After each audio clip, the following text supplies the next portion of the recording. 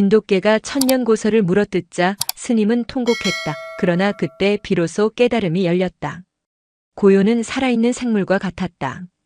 월영산 깊은 품에 안긴 유담사의 새벽은 먹을 갈아내는 서늘한 소리와 종이를 넘기는 미세한 마찰음, 그리고 노승의 깊은 숨결만을 양식으로 삼아 제 몸피를 불려나갔다. 그 고요의 중심에 대웅전 뒤편 오직 큰 스님 무진만이 기거하는 정목당이 있었다. 무진은 유담사의 살아있는 경전이었고 월영산을 비추는 등불이었다.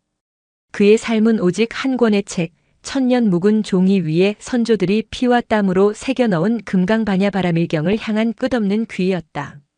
매일 동트기 전 일어나 냉수로 세수를 하고 100년 묵은 산수유나무로 만든 서안에 앉아 경전을 펼치는 것은 단순한 일과가 아니었다.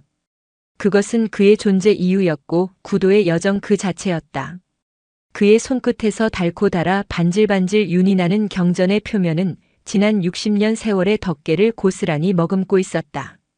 어느 페이지에 어느 글자가 있고 어느 귀퉁이가 어떻게 달았으며 희미해진 글자 위에는 선대의 어느 스님이 덧대어 필사했는지까지 무진은 제 손금 보듯 훤히 꿰고 있었다. 그는 경전을 읽는 것이 아니었다. 경전과 함께 호흡하고 경전의 일부가 되어가고 있었다. 그날도 여느 때와 같았다. 창호지 너머 여명이 푸르스름한 빛을 토해내기 시작할 무렵 무진은 정갈하게 먹을 갈았다.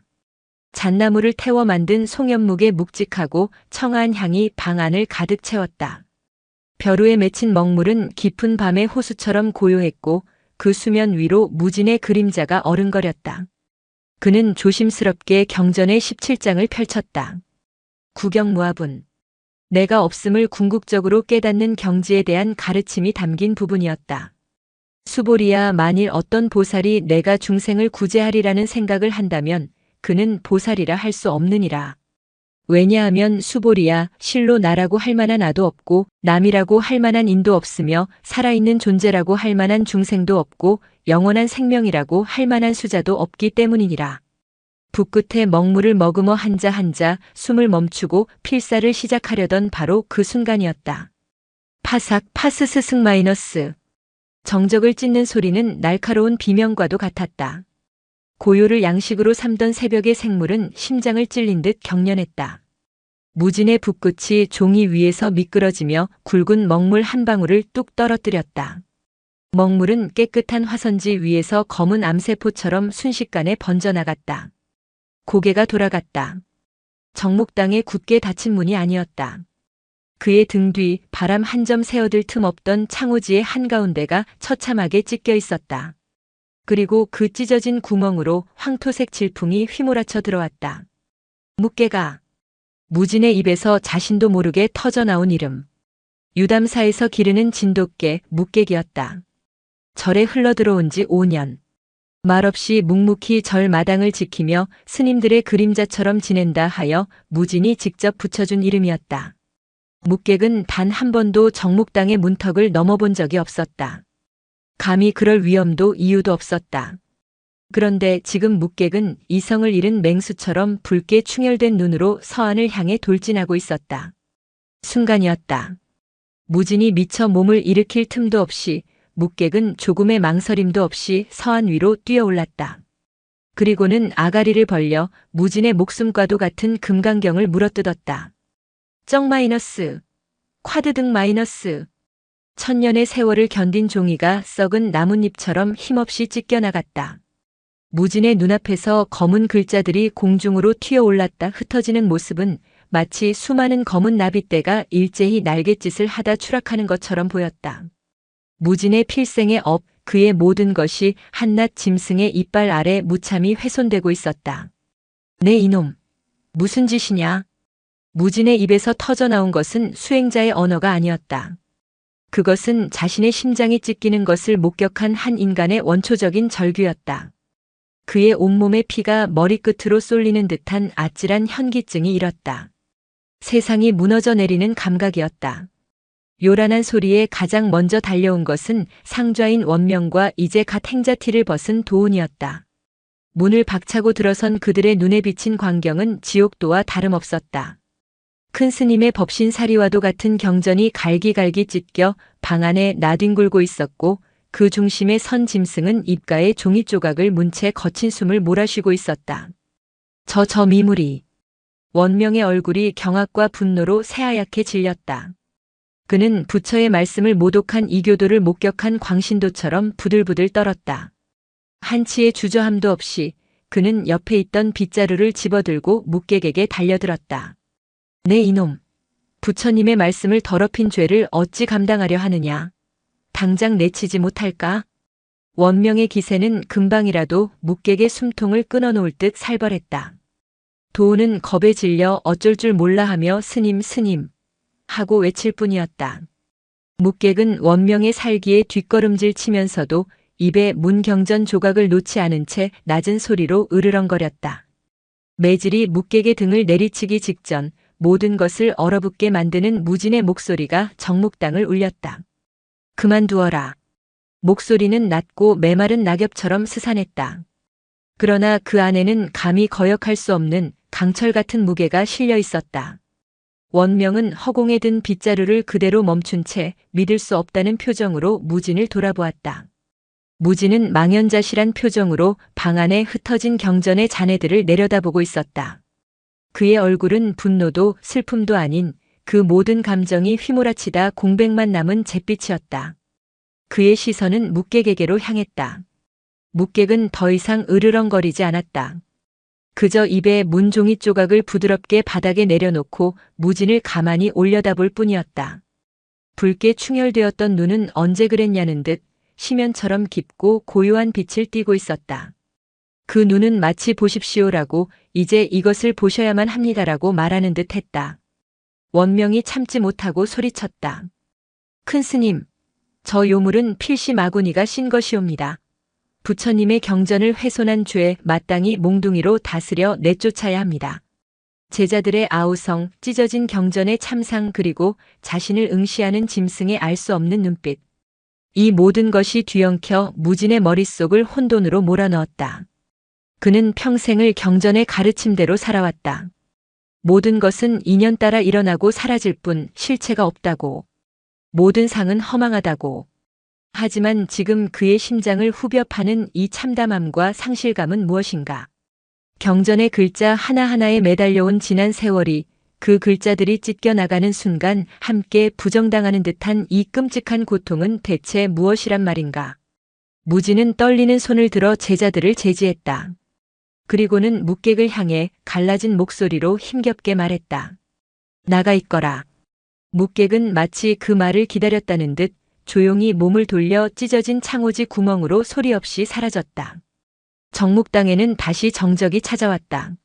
하지만 그것은 더 이상 새벽의 생명력 넘치는 고요가 아니었다. 모든 것이 파괴된 폐허 위에 내려앉은 차갑고 무거운 침묵이었다. 무진은 무너져 내리듯 바닥에 주저앉아 흩어진 경전의 조각들을 하나씩 하나씩 주워 모으기 시작했다. 마치 깨져버린 자신의 삶을 끌어모으려는 듯이 그의 손끝에서 천년의 시간이 바스라지고 있었다. 유담사는 거대한 충격의 소용돌이에 휩싸였다. 큰 스님의 목숨과도 같은 금강경이 그가 아끼던 진돗개 묵객에 의해 처참하게 훼손되었다는 소식은 삽시간에 사찰 전체로 퍼져나갔다. 스님들은 삼삼오오 모여 수군거렸다. 어떤 이는 필시불길한 징조라며 불안에 떨었고 어떤 이는 묵객에게 막아 씌었다며 혀를 찼다. 대부분의 여론은 원명 스님과 같았다. 부처의 말씀을 모독한 짐승은 마땅히 엄벌에 처해야 한다는 것이었다. 큰 스님께서 노쇠하시어 판단력이 흐려지신 것이 틀림없다. 어찌 저런 요물을 감싸고 도실 수 있단 말인가. 공양간에서 원명은 제자들을 앞에 두고 목소리를 높였다. 그의 얼굴은 불의를 참지 못하는 의분으로 붉게 상기되어 있었다. 경전은 곧 부처님의 몸과 같거늘 그 법신을 짐승의 이빨로 찢어발긴 죄는 만번 죽어 마땅하다. 당장 몽둥이를 들어 저놈의 네 다리를 부러뜨리고 산 채로 내쫓아도 시원치 않을 판에 나가 있거라니. 이 무슨 해괴한 처사인가. 원명은 무진의 가장 뛰어난 제자였다. 경전 이해가 깊고 계율에 엄격하기로 정평이 나 있었다. 그는 무진을 존경했지만 그의 존경은 무진이 완벽한 수행자라는 전제 아래 있었다. 지금 무진의 모습은 그가 이해할 수 있는 범주를 벗어나 있었다. 반면 어린 도훈의 마음은 복잡했다. 그 역시 찢어진 경전을 보았을 때의 충격은 이루 말할 수 없었다. 하지만 그는 묵객의 눈을 기억했다. 그 고요하고 깊은 눈빛은 광기나 사악함과는 거리가 멀었다. 마치 슬픔을 머금은 것 같기도 무언가 간절히 호소하는 것 같기도 한 형언할 수 없는 눈빛이었다. 그리고 그는 지난 5년간 묵객의 모습을 누구보다 가까이서 지켜보았다. 묵객은 영물에 가까운 개였다.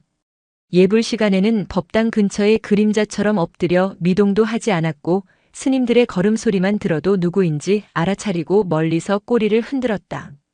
그런 묵객이 아무 이유 없이 그런 짓을 저질렀다고는 도저히 믿기지 않았다. 그 시각 정묵당의 문은 굳게 닫혀 있었다. 무진은 꼬박 하루 동안 식음을 전폐하고 방 안에 틀어박혀 있었다. 그는 흩어진 경전 조각들을 서한 위에 펼쳐놓고 숨막히는 대치 상태에 있었다. 처음에는 분노가 치밀었다. 평생을 바친 공든 탑이 무너진 데 대한 허망함과 믿었던 짐승에 대한 배신감이 들끓었다. 당장이라도 묵객을 잡아다 그 이유를 묻고 싶었다. 하지만 시간이 흐르면서 들끓던 감정은 차갑게 식어갔고 그 자리에는 거대한 의문이 따리를 틀기 시작했다. 왜? 어째서 묵객은 그런 짓을 했을까? 무진은 묵객을 처음 만난 날을 떠올렸다. 5년 전 늦가을 비에 젖은 채 절 마당에 쓰러져 있던 어린 강아지. 뼈만 앙상하게 남아 금방이라도 숨이 끊어질 듯 보였지만 그 눈빛만은 샛별처럼 빛나고 있었다. 무진은 손수 죽을 쑤어 먹이며 그를 살려냈다. 그리고 묵객이라는 이름을 주었다. 그 후로 묵객은 무진의 그림자였다.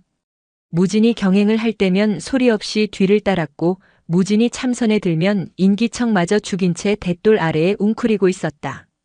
그런 묵객이었다. 그가 다른 것도 아닌 이 금강경을 찢은 이유는 무엇일까?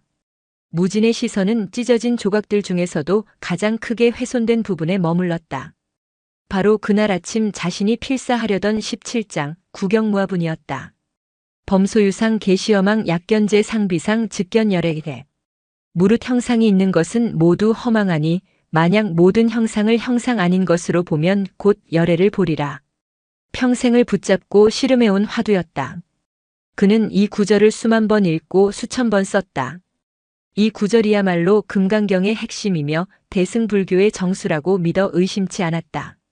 그는 자신이 이 구절의 의미를 누구보다 깊이 이해하고 있다고 자부했다. 모든 형상은 허망하다. 그렇기에 이 경전의 형상 또한 허망한 것이다. 머리로는 알고 있었다. 하지만 묵객이 이 경전을 물어뜯는 순간 그는 깨달았다.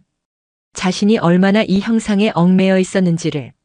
천년 묵은 종이라는 형상, 선조들의 피땀이 서린 글자라는 형상, 그리고 그것을 지키고 연구하는 나라는 형상. 그 모든 것에 대한 집착이 뼛속 깊이 새겨져 있었음을 그는 자신의 절규와 분노를 통해 똑똑히 목격했다. 내가 과연 저 구절을 제대로 이해하고 있었던가? 묘한 찝찝함이 온몸을 휘감았다. 마치 오랫동안 잘 닦아 윤이 나는 거울이라고 생각했는데 어느 날 보니 그 표면에 미세한 균열이 가 있는 것을 발견한 기분이었다. 묵객의 이빨은 단순히 종이를 찢은 것이 아니었다. 무진의 구도라는 견고한 성벽에 그가 평생 쌓아 올린 자부심이라는 단단한 벽에 균열을 낸 것이었다. 그는 떨리는 손으로 찢어진 조각들을 맞추기 시작했다. 마치 깨진 거울 조각을 맞추듯 조심스럽고 신중하게. 퍼즐처럼 흩어진 글자들을 이어붙이며 그는 다시 경전을 읽었다. 한 글자 한 글자. 평생을 보아온 글자들이었지만 찢어진 경계선을 넘나드는 글자들은 어딘가 낯설게 느껴졌다. 그러다 그의 손길이 한 지점에서 멈췄다. 묵객이 가장 심하게 물어뜯은 부분, 아라는 글자가 새겨진 곳이었다. 종이가 여러 겹으로 겹쳐 찢겨 너덜너덜해져 있었다. 그는 조심스럽게 그 부분을 들어 올렸다. 그런데 이상했다. 다른 부분보다 유난히 뻣뻣하고 두꺼운 감촉이 손끝에 느껴졌다. 마치 젖은 종이를 말렸을 때처럼 두 겹의 종이가 딱 붙어 있는 듯한 느낌. 호기심이 일었다. 그는 손톱 끝으로 겹쳐진 종이의 가장자리를 조심스럽게 긁어보았다. 그러자 믿을 수 없는 일이 일어났다. 오랜 세월 풀물이 말라붙어 한 몸처럼 보였던 종이가 미세한 틈을 보이며 벌어지기 시작했다. 그 틈 사이로 원래의 경전 글씨와는 전혀 다른 훨씬 작고 날카로운 필체의 글씨가 희미하게 모습을 드러냈다. 심장이 쿵 하고 내려앉았다. 이것은 경전의 일부가 아니었다. 무지는 숨을 죽인 채 침을 발라가며 조심스럽게 두 장의 종이를 떼어내기 시작했다. 마치 고고학자가 수천 년 된 유물을 발굴하듯 그의 손길은 극도로 신중했다. 종이가 찢어질세라, 글자가 바스러질세라, 온 신경을 손끝에 집중했다. 마침내 두 장의 종이가 완전히 분리되었을 때 무진의 눈앞에 드러난 것은 경전의 일부가 아니었다. 그것은 얇은 장지에 깨알 같은 글씨로 빼곡히 적힌 오래된 편지이자 숨겨진 기록이었다. 경전의 특정 페이지, 정확히는 나라는 글자가 새겨진 페이지의 뒷면에 교묘하게 숨겨져 있었던 것이다. 누가, 언제, 왜 이런 기록을 경전 속에 숨겨놓았단 말인가. 종이는 금방이라도 부서질 듯 낡았고 먹물은 대부분 희미하게 발해 있었다. 하지만 무지는 그 첫 문장을 읽는 순간 온몸의 피가 역류하는 듯한 충격을 받았다. 후대에 누군가 이 글을 보게 된다면 그는 필시 나처럼 경전이라는 감옥에 갇혀 길을 잃은 자일 것이다. 글씨는 힘이 넘쳤으나 그 안에는 깊은 고뇌와 회한이 서려 있었다. 무지는 떨리는 눈으로 다음 문장을 좇았다. 사찰의 공기를 뒤흔드는 거대한 진실이 천년의 침묵을 깨고 그의 눈앞에서 서서히 모습을 드러내고 있었다. 밖에서는 원명을 위시한 대중들의 묵객을 벌여야 한다는 목소리가 파도처럼 밀려오고 있었다. 하지만 지금 무진의 귀에는 아무것도 들리지 않았다. 그의 온 세상은 손바닥만 한 이 낡은 종이 조각 안으로 빨려 들어가고 있었다. 정묵당 안의 공기는 묵직하게 가라앉아 있었다. 시간의 흐름마저 멈춘 듯한 공간 속에서 무진은 오직 숨겨진 기록에만 모든 감각을 집중했다. 낡은 장지 위에서 희미하게 꿈틀거리는 글자들은 과거로부터 온 망령의 속삭임과도 같았다. 기록의 주인은 자신을 강명이라 칭했다. 유담사의 역사 어디에서도 들어본 적 없는 낯선 법명이었다. 그는 약 300년 전 이 사찰의 주지였으며 당대 최고의 학승으로 존경받았다고 자신을 소개했다. 나는 평생을 이 금강경과 함께했다. 젊은 시절 나는 이 경전의 모든 글자를 외우고 그 뜻을 통달했다는 교만함에 빠져 있었다. 나는 경전이 곧 부처이며 글자를 아는 것이 곧 깨달음이라 믿었다. 나는 다른 스님들에게 경전의 해석을 가르치며 나의 지식을 뽐냈고 사람들은 나를 살아있는 부처처럼 떠받들었다. 무지는 글을 읽어내려가다 저도 모르게 마른 침을 삼켰다. 강명의 고백은 마치 자신의 내면을 거울처럼 비추고 있는 듯 했다. 자신 또한 유담사의 정신적 지주로 경전의 가장 해박한 큰 스님으로 존경받지 않았던가. 그 존경 속에서 은밀하게 피어오르던 지적 우월감과 교만을 어찌 부정할 수 있을까. 강명의 기록은 계속되었다. 그러던 어느 겨울 사찰에 이름 모를 노승 한 분이 찾아왔다. 그는 남루한 행색의 말수도 적었지만 그 눈빛만은 겨울 하늘처럼 맑고 깊었다. 나는 여느 때처럼 대중 앞에서 금강경의 구경무화에 대해 열변을 토했다. 나라는 실체는 본래 없으며 모든 것은 인연 따라 잠시 모였다 흩어지는 허상일 뿐이라고.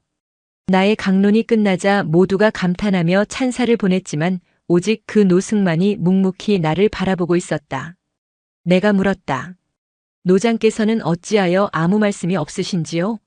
제 강론에 허점이라도 있었습니까? 그러자 노승은 나지막이 그러나 내 심장을 꿰뚫는 듯한 목소리로 물었다. 스님께서는 방금 나는 없다고 설하셨습니다. 그렇다면 지금 그토록 유창하게 나 없음을 설하고 있는 그 나는 대체 누구입니까? 순간 무지는 숨을 헙하고 들이마셨다. 마치 자신이 그 질문을 직접 받기라도 한 것처럼 등줄기에 서늘한 소름이 돋았다. 강명의 고백은 처절했다. 나는 그 질문에 아무 대답도 할 수 없었다. 머릿속에는 수천 수만 개의 경전 구절이 떠다녔지만 그 어느 것도 살아있는 대답이 되지 못했다. 나는 평생 나 없음에 대한 지식을 쌓았지만 정작 나라는 거대한 집착의 성을 더욱 견고하게 쌓아 올리고 있었을 뿐이었다. 나의 지식, 나의 명성, 나의 깨달음 그 모든 것이 나라는 망령을 살찌우는 양식이었다. 나는 경전을 통해 해탈을 구한 것이 아니라 경전이라는 이름의 거대한 나를 숭배하고 있었던 것이다. 그날 이후 나는 모든 강론을 그만두고 무건수행에 들어갔다. 그리고 내가 평생을 목숨처럼 아끼던 이 금강경을 다시 펼쳐보았다. 글자 하나하나가 나를 비웃는 듯 했다. 모든 형상은 허망하다는 글자를 가장 소중한 형상으로 떠받들고 있는 나 자신을 보았다. 집착하지 말라는 가르침을 집착하며 읽고 있는 나의 어리석음을 보았다. 무진의 손이 미세하게 떨리기 시작했다. 강명의 깨달음은 칼날이 되어 자신의 위선을 남김없이 해부하고 있었다. 그는 경전을 존중한다는 명목 아래 실은 경전을 소유하려 했다. 경전을 통해 깨달음을 얻는다는 명분으로 실은 경전을 통달한 무진이라는 자아를 세우려 했다. 경전은 그에게 있어 진리를 가리키는 손가락이 아니라 손가락 그 자체, 아니 그 손가락을 찬양하고 숭배하는 우상이었다. 편지의 마지막 부분은 거의 애원에 가까웠다. 나는 이 끔찍한 위선을 후대의 누군가도 되풀이할까 두렵다. 이 경전은 너무나 완벽하고 아름다워서 그 자체로 거대한 유혹이 된다. 글자의 아름다움에 취해 논리의 정연함에 빠져 진정한 가르침을 잃어버리게 만든다. 경전은 달을 가리키는 손가락일 뿐 달 그 자체가 아니다. 부디 손가락에 집착하여 저 밝은 달을 보지 못하는 어리석음을 범하지 말라. 나는 나의 이 부끄러운 고백을 내가 가장 크게 집착했던 나라는 글자 뒤에 숨긴다. 언젠가 나와 같은 교만과 집착에 빠진 이가 나타난다면, 그리하여 이 경전의 형상에 어떤 균열이 생기는 인연이 닿는다면 그때 이 글이 드러나 그의 눈을 뜨게 할 수 있기를. 부디 글자 감옥에서 벗어나 살아있는 진리를 마주하기를.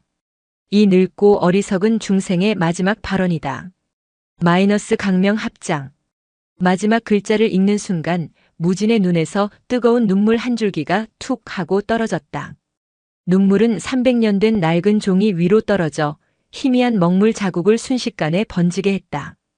그것은 슬픔의 눈물이 아니었다. 참회의 눈물이었고 충격의 눈물이었으며 동시에 아주 희미한 깨달음의 서광을 목격한 자의 경이로운 눈물이었다. 300년 전의 강명, 그리고 지금의 무진. 시간과 공간을 뛰어넘어 두 명의 수행자는 경전이라는 똑같은 감옥에 갇혀 있었던 것이다. 강명은 스스로 그 감옥을 깨달았지만 무진은 그럴 기회조차 없었다. 그의 교만은 너무나 단단하고 매끄러워서 스스로 균열을 낼 수조차 없었다. 바로 그때였다. 정묵당에 닫힌 문 너머로 원명의 다급한 목소리가 들려왔다. 큰 스님 정녕 이대로 계실 겁니까? 대중들의 원성이 하늘을 찌르고 있습니다. 묵객을 벌하지 않으시면 사찰의 기강이 무너질 것입니다. 부디 문을 열고 현명한 처결을 내려주시옵소서. 원명의 목소리는 무진의 사유를 단번에 현실로 끌어냈다. 묵객. 모든 것을 깨닫고 나니 묵객의 행동이 전혀 다르게 보이기 시작했다. 묵객은 경전을 파괴한 것이 아니었다. 그는 경전이라는 단단한 껍질을 깨뜨려 그 안에 숨겨진 진실을 드러내 보인 것이었다. 그는 무진이 스스로는 결코 부술 수 없었던 교만과 집착의 감옥을 그 무지하고 순수한 이빨로 산산조각 내준 것이었다. 묵객은 마구니가 아니었다.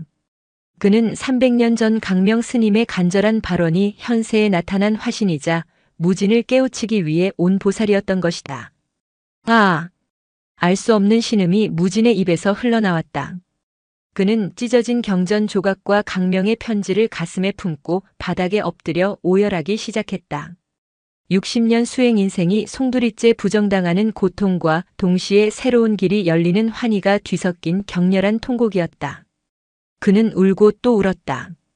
늙은 나무의 껍질처럼 굳어있던 그의 자아가 뜨거운 눈물에 녹아내려 허물어지고 있었다. 경전의 주인이 아니라 진리 앞에 한낱 구도자로 돌아가는 순간이었다. 한참을 울던 무진은 천천히 몸을 일으켰다. 그의 눈은 퉁퉁 부어 있었지만 그 안에는 이전에는 볼 수 없었던 깊고 맑은 빛이 감돌고 있었다. 그는 서안 위에 너저분하게 흩어져 있던 경전 조각들을 더 이상 주워 담지 않았다. 대신 조용히 자리에서 일어나 굳게 닫혀있던 정목당의 문을 향해 걸어갔다. 문 밖의 세상은 여전히 혼란과 분노로 들끓고 있었다.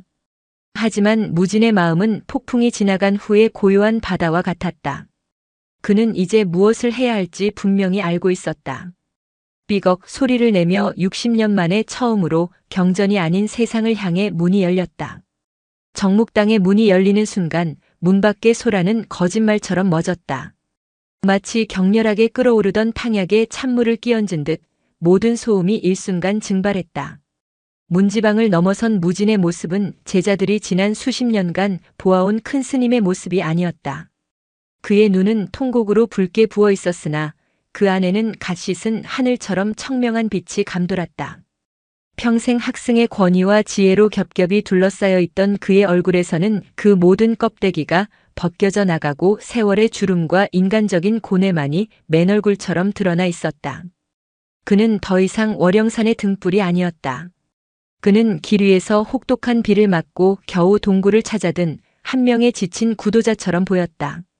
원명이 가장 먼저 입을 열었다. 그의 목소리에는 큰 스님에 대한 걱정과 사태를 바로잡아야 한다는 조급함이 뒤섞여 있었다. 큰 스님, 밤새 안녕하셨사옵니까? 심려가 크실 줄 아오나 이제는 결단을 내리셔야 합니다. 저 미물이 사찰의 근간을 흔들고 대중들의 마음을 흉흉하게 만들고 있습니다. 어서 명을 내리시오. 그러나 무진은 원명의 말을 듣고 있는 것 같지 않았다. 그는 원명을 지나치고 그 뒤에 선 수십 명의 제자들을 지나쳤다. 그의 시선은 허공의 한 점, 그들 너머의 어딘가를 향해 있었다. 그는 마치 처음 와보는 곳을 둘러보는 나그네처럼 자신이 평생을 살아온 유담사의 풍경을 하나하나 눈에 담았다. 처마 끝에 매달린 풍경, 기와골에 핀 작은 이끼, 새벽 이슬을 머금은 돛돌. 그 모든 것이 너무나 낯설고 동시에 너무나 생생하게 다가왔다. 마침내 무진이 입을 열었다. 그의 목소리는 거칠게 쉬어 있었지만 이상하리만치 평온했다. 묵객은 어디 있느냐? 질문의 의도를 파악하지 못한 원명이 되물었다. 예? 그 요물을 말씀이십니까? 필시 죄를 아는 놈인지 아침 공양에도 나타나지 않고 어디론가 숨어버렸습니다. 허나 저희가 곧 찾아내요. 찾아라. 무진이 원명의 말을 잘랐다. 모두 함께 묵객을 찾아라. 명령은 간결했지만 거스를 수 없는 무게가 있었다. 제자들은 당혹스러운 표정으로 서로의 얼굴만 쳐다볼 뿐 누구 하나 선뜻 움직이지 못했다. 큰 스님께서 묵객을 찾아 직접 벌하시려는 것인가? 아니면 또 다른 무슨 깊은 뜻이 있는 것인가? 그들의 머릿속은 혼란으로 가득 찼다. 무진은 더 이상 기다리지 않았다. 그는 스스로 발걸음을 옮겨 정목당을 나섰다. 그의 걸음은 더 이상 서두르지도 위험을 내세우지도 않았다. 그저 한 걸음 한 걸음 땅의 감촉을 느끼려는 듯 신중하고 느렸다. 제자들은 어쩔 수 없이 그 뒤를 따랐다. 유담사 역사상 가장 기이한 행렬이었다. 큰 스님을 필두로 수십 명의 승려들이 경전을 찢은 개 한 마리를 찾기 위해 사찰 구석구석을 뒤지기 시작했다. 수색은 오래 걸리지 않았다. 묵객은 멀리 가지 않았다. 그는 대웅전 뒤편 스님들이 땔감을 쌓아두는 허름한 장작더미 옆에 웅크리고 있었다. 평소라면 인기척을 느끼고 가장 먼저 달려 나와 꼬리를 쳤을 테지만 지금은 미동도 없이 그저 젖은 흙바닥에 몸을 붙이고 있었다. 마치 스스로를 벌하는 죄인처럼 혹은 깊은 명상에 잠긴 수행자처럼. 찾았습니다. 큰 스님 저기 있습니다. 한 행자가 소리치자 모든 스님들의 시선이 장작더미로 향했다. 원명은 기다렸다는 듯이 소매를 걷어붙이며 앞으로 나섰다. 저놈 이제 도간에 든 쥐다. 큰 스님 어서 명을 내리십시오. 제가 직접 저놈의 목덜미를 잡아. 그 순간 원명을 비롯한 모든 스님들은 자신의 눈을 의심해야만 했다. 무진이 그들의 큰 스님이 월영산의 태산북두와도 같던 노승이 묵객을 향해 천천히 걸어가더니 그 앞에 멈춰 섰다. 그리고는 아무도 예상치 못한 행동을 했다. 그는 무릎을 꿇었다. 승복의 옷자락이 흙먼지이는 바닥에 스르르 끌렸다. 그리고는 두 손을 합장하고 허리를 깊이 숙였다. 한낱 미물 경전을 찢어발긴 죄 많은 짐승 앞에서 유담사의 큰 스님이 오체투지에 가까운 절을 올리고 있었다. 모든 스님들이 숨을 삼켰다. 경악, 충격, 혼란. 그 어떤 단어로도 표현할 수 없는 광경이었다. 원명은 비명조차 지르지 못하고 마치 벼락이라도 맞은 사람처럼 그 자리에 얼어붙었다. 큰 스님께서 미치신 것인가? 정말 마구니에 홀리신 것인가? 묵객은 미동도 없이 웅크린 채 자신에게 절을 하는 노승을 그저 검고 깊은 눈으로 바라볼 뿐이었다. 그 눈에는 두려움도 의아함도 없었다. 마치 이 모든 것을 예견했다는 듯, 모든 것을 이해한다는 듯 깊은 연민과 지혜의 빛만이 고여 있었다. 무지는 한참 동안 엎드려 있다가 천천히 고개를 들었다. 그의 얼굴은 눈물과 흙먼지로 범벅이 되어 있었다. 그는 떨리는 손을 뻗어 묵객의 머리를 부드럽게 쓰다듬었다. 마치 가장 소중한 도반을 어루만지듯 혹은 자신을 구원한 스승의 손을 잡듯. 고맙구나 묵객아. 갈라진 목소리가 새어나왔다. 이 늙고 어리석은 중생의 눈을 뜨게 해주었으니 너야말로 진정한 나의 스승이다. 내가 아니었다면 나는 평생을 글자 감옥에 갇힌 채 나 자신이 만든 허상을 부처라 착각하고 살았을 것이다. 눈물이 그의 뺨을 타고 흘러내려 묵객의 황토색 털 위로 뚝뚝 떨어졌다. 내가 찢은 것은 종이가 아니라 나의 교만이었고 내가 물어뜯은 것은 글자가 아니라 나의 집착이었다. 너는 부처의 말씀을 모독한 것이 아니라 진정한 부처의 말씀을 온몸으로 나에게 보여주었다. 이 은혜를 어찌 다 갚아야 할꼬. 무지는 짐승을 끌어안고 아이처럼 흐느꼈다. 평생을 억누르고 다스려왔던 모든 감정이 둑이 무너진 강물처럼 한꺼번에 터져나왔다. 그 모습은 더 이상 근엄한 큰 스님이 아니었다. 자신의 어리석음을 깨닫고 참회하는 한 인간의 가장 순수하고 고통스러운 자기 고백이었다. 그 광경을 지켜보는 제자들은 망부석처럼 굳어 있었다. 그들의 세계가 무너져 내리고 있었다. 그들이 믿었던 가치, 그들이 따랐던 권위, 그들이 지켜왔던 질서, 그 모든 것이 한순간에 의미를 잃고 표류하고 있었다. 존경하는 스승은 짐승에게 절을 하며 스승이라 부르고 신성한 경전을 훼손한 행위는 은혜가 되었다. 무엇이 옳고 무엇이 그른가? 무엇이 깨달음이고 무엇이 미망인가? 원명은 주먹을 부르르 떨었다. 그의 이성은 이 상황을 받아들이기를 거부했다. 이것은 깨달음이 아니다. 이것은 타락이다. 사찰의 기강을 바로 세우고 큰 스님을 올바른 길로 되돌리는 것이 자신의 소임이라고 그는 굳게 결심했다. 해가 중천에 떠올라 뜨거운 빛을 쏟아내고 있었지만 유담사의 마당에 선 스님들은 깊은 겨울의 한기 속에 서 있는 듯했다. 한 노승의 참회와 한 짐승의 침묵이 만들어낸 거대한 파문은 이제 막 유담사 전체를 집어삼키려 하고 있었다. 큰 스님이 개에게 절을 했다는 소문은 기름에 붙은 불처럼 삽시간에 사찰 전체를 뒤덮었다. 스님들은 이제 충격을 넘어 공포에 가까운 감정을 느끼고 있었다. 유담사의 정신적 기둥이었던 무진이라는 존재에 대한 믿음이 뿌리부터 흔들리고 있었다. 그가 미쳤거나 혹은 마구니에게 완전히 사로잡혔다는 쪽에 무게가 실리기 시작했다. 원명은 이 기회를 놓치지 않았다. 그는 여러 중진 스님들을 규합하여 큰 스님의 거취를 논해야 한다며 목소리를 높였다. 보시오. 큰 스님께서는 이미 심신이 쇠약해져 올바른 판단을 하지 못하고 계시오. 저 요망한 짐승에게 홀려 흑백마저 구분하지 못하시는 지경에 이르렀소. 이대로 좌시한다면 유담사의 천년 법통이 하루아침에 무너질 것이오. 우리가 나서서 큰 스님을 안정시키고 사찰을 바로 세워야 합니다. 그의 말은 논리적이었고 위기 상황 속에서 불안에 떠는 대중들의 마음을 파고들기에 충분했다. 몇몇 스님들이 원명의 주장에 동조하며 고개를 끄덕였다. 사찰은 무진을 따르는 소수의 온건파와 원명을 중심으로 한 강경파로 나뉘어 보이지 않는 내전에 휩싸일 조짐을 보였다. 그 혼란의 중심에서 무진은 묵객을 데리고 묵묵히 대웅전으로 향했다. 마치 아무 일도 없었다는 듯이. 그의 손에는 갈기갈기 찢어진 금강경 조각들과 강명의 낡은 편지가 들려 있었다. 모두 대웅전으로 모이시오. 무진의 목소리는 쇠북 소리처럼 낮게 울려 퍼져 소란스럽던 사찰 전체를 다시 침묵시켰다. 그의 눈빛에는 더 이상 혼란이나 슬픔이 없었다. 모든 것을 감내하고 진실을 전하려는 자의 비장하고 결연한 의지만이 담겨 있었다. 스님들은 마지못해 혹은 호기심에 혹은 비판할 거리를 찾기 위해 하나둘씩 대웅전으로 모여들었다. 법당 안은 곧 수십 명의 승려들로 가득 찼고 모두의 시선은 불단 앞에 선 무진에게로 향했다. 무진의 발치에는 묵객이 소리 없이 엎드려 있었다. 부처의 존엄한 공간에 짐승이 들어온 것만으로도 경악할 일이었지만 지금은 누구도 그것을 지적할 엄두를 내지 못했다. 무진은 아무 말 없이 손에 든 경전 조각들과 편지를 높이 들어 보였다. 그리고는 자신의 이야기를 시작했다. 그것은 설법이 아니었다. 한 수행자의 처절한 고백이었다. 나는 지난 60년간 이 경전을 부처님과 동일시하며 살아왔소. 그의 목소리는 쥐 죽은 듯 고요한 법당 안을 가득 채웠다. 나는 이 경전의 모든 글자를 알고 그 뜻을 해석할 수 있다는 사실에 스스로 도취해 있었소.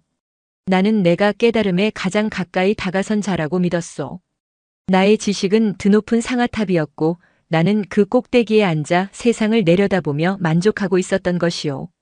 스님들은 숨을 죽였다. 존경받는 노승의 입에서 나오는 자기 부정은 듣는 이의 마음을 불편하게 그리고 기묘하게 뒤흔들었다. 나는 나가 없음을 가르치면서 세상에서 가장 거대한 나를 내 안에 키우고 있었소.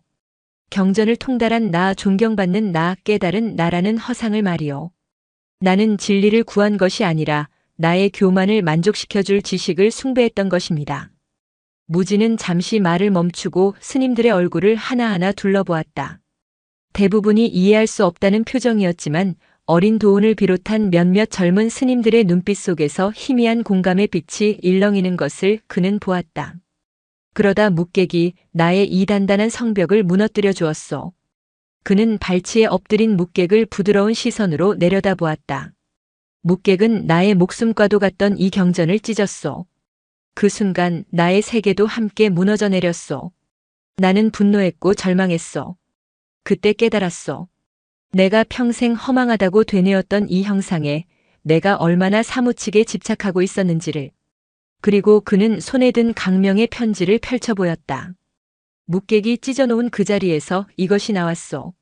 300년 전 이곳 유담사에 계셨던 강명이라는 스님의 기록이요. 그분 또한 나와 똑같은 병을 앓고 있었소. 경전이라는 감옥에 갇혀 진리를 안다고 착각하는 교만의 병을 말이요. 무진은 강명의 편지를 천천히 힘주어 읽어내려갔다. 경전은 달을 가리키는 손가락일 뿐 달 그 자체가 아니다. 부디 손가락에 집착하여 저 밝은 달을 보지 못하는 어리석음을 범하지 말라. 는 구절을 읽을 때 그의 목소리는 물기에 젖어 심하게 떨렸다. 편지 낭독이 끝나자 법당 안에는 무거운 침묵이 흘렀다. 스님들은 거대한 망치로 뒤통수를 한 대 맞은 듯한 표정이었다. 그때 침묵을 깨고 원명이 앞으로 나섰다. 그의 얼굴은 분노와 혼란으로 붉게 달아올라 있었다. 큰 스님, 그 이야기가 사실이라 한들 그것이 어찌 경전을 훼손한 저 미물을 옹호하는 이유가 된단 말입니까? 그것은 궤변이옵니다. 큰 스님의 논리대로라면 이제 우리는 경전을 모두 불태우고 계율을 어지럽혀도 된다는 말씀이십니까? 손가락이 중요치 않으니 손가락을 부러뜨려도 된다는 말씀입니까? 원명의 반박은 날카롭고 이성적이었다. 불안에 떨던 스님들의 마음을 대변하는 외침이었다. 여기저기서 원명 스님의 말이 옳다. 는 웅성거림이 터져나왔다. 무진은 원명을 가만히 바라보았다. 그의 눈에는 노여움이 없었다. 오히려 깊은 연민이 담겨 있었다. 과거의 자신을 보는 듯 했기 때문이다. 원명아. 무진이 나지막이 불렀다. 손가락을 부러뜨리라는 말이 아니다. 손가락이 가리키는 달을 보라는 것이다. 우리는 지금까지 저 달은 쳐다보지도 않은 채 오로지 손가락의 모양이 얼마나 아름다운지 손톱 밑에 때가 끼지는 않았는지 그것만을 논하며 평생을 보내왔다. 묵객은 우리에게 저길 보라고 너희가 봐야 할 것은 손가락이 아니라 저 달이다라고 소리쳐 준 것이다. 무진은 한 걸음 앞으로 다가섰다. 경전을 읽고 외우는 것은 물론 중요한 수행이다. 그러나 그것이 전부가 되어서는 안 된다. 글자 속에 담긴 부처님의 자비와 지혜를 우리의 살 속에서 실천하지 않는다면 그것은 아무리 많이 외워도 죽은 지식에 불과하다. 경전을 머리로 아는 것보다 중요한 것은 경전의 가르침대로 마음을 맑히고 살아있는 모든 것들에게 자비를 베푸는 것이다. 그는 찢어진 경전 조각을 들어 보이며 말을 이었다. 이 종이 조각은 이제 그 수명을 다했다. 하지만 그 안에 담긴 가르침은 결코 찢어지지 않았다. 오히려 나의 교만이라는 껍질을 깨고 나와 이제야 비로소 살아 숨쉬기 시작했다. 묵객은 불법을 파괴한 것이 아니라 우리가 불법 위에 덮어 씌운 우상을 파괴한 것이다. 무진의 설법은 끝났다. 법당 안의 공기는 여전히 팽팽했다. 원명은 입술을 깨문 채 아무 말도 하지 못했다. 무진의 말을 논리적으로 반박할 수는 없었지만 감정적으로는 도저히 받아들일 수 없었다. 그의 세계는 질서와 형식, 계율과 경전으로 이루어져 있었다. 그 모든 것이 부정당하는 듯한 느낌을 지울 수 없었다. 유담사는 거대한 갈림길 위에 섰다. 지난 1000년간 이어져 온 전통과 권위를 따를 것인가, 아니면 한 노승의 고통스러운 깨달음이 제시하는 새로운 길을 택할 것인가. 그 선택은 이제 나머지 대중들의 몫으로 남겨졌다. 해가 서쪽으로 기울며 법당 안으로 길고 짙은 그림자를 들이우고 있었다.